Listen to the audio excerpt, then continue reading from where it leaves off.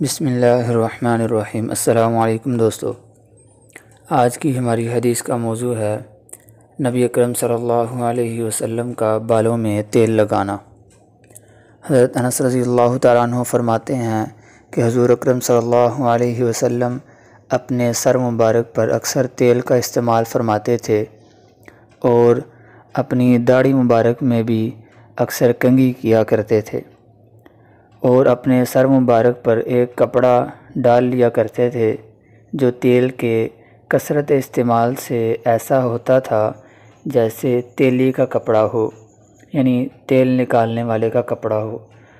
تو رسول اللہ صلی اللہ علیہ وسلم جو ہیں تیل کی کثرت استعمال کرتے تھے، کیونکہ آپ صلی اللہ علیہ وسلم کے بال کانوں کی لو تک ہوتے تھے۔